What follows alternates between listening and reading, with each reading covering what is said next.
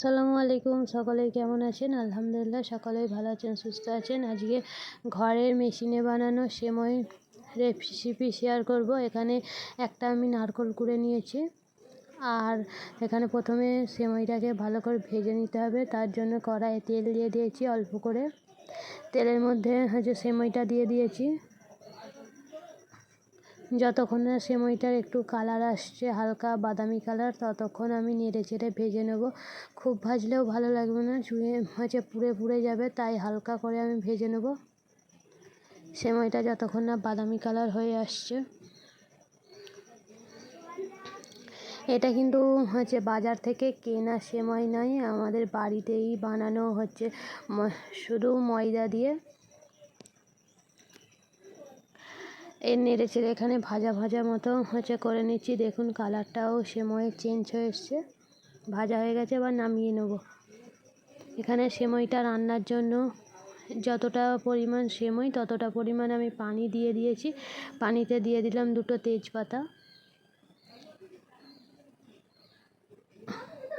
তেজপাতাটা দিয়ে দেওয়ার পরে এতে দিয়ে দেবো 1 টেবিল চামচ লবণ। এখানে 1 টেবিল চামচ লবণ দিয়ে দিয়েছি। এরপরে দিয়ে দেবো পরিমাণ অনুযায়ী চিনি। এবারে আপনারা আপনাদের স্বাদ অনুযায়ী দিবেন, কেউ বেশি মিষ্টি খায়, কেউ কম মিষ্টি খায়।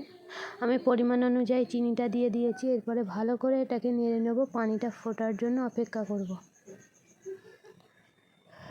পানিটা ভালো করে ফুটে গেছে। এরপরে যেই নারকেলটা কুড়ে রেখেছিলাম সেই নারকেল কুড়াটা এর মধ্যে দিয়ে দিলাম, দিয়ে ভালো করে নেড়ে চেড়ে নিচ্ছি। এরপরে এতে যে ভেজে রাখা সেমাইটা এর মধ্যে দিয়ে দেবো। সেমাইটা এর মধ্যে দিয়ে দিয়েছি। এরপরে এটাকে 2 থেকে 4 মিনিটের মতো রান্না করে নিতে হবে নেড়ে চেড়ে। বেশিক্ষণ রান্না করলে কিন্তু এর পানিটা শুকিয়ে যাবে, তাই 2 থেকে 4 মিনিট নেড়ে চেড়ে রান্না করে নেব। দেখতেই পাচ্ছেন রান্নাটা হয়ে এসছে, কেমন ঘন গাঢ় হয়ে গেছে। কেউ যদি পাতলা খেতে পছন্দ করেন তাই একটু বেশি করে পানি দেবেন। আমি এটা আঠালো আঠালো হবে তাই পরিমাণ অনুযায়ী পানি দিয়েছি। 2 থেকে 4 মিনিট ভালো করে নেড়ে চেড়ে নিচ্ছে।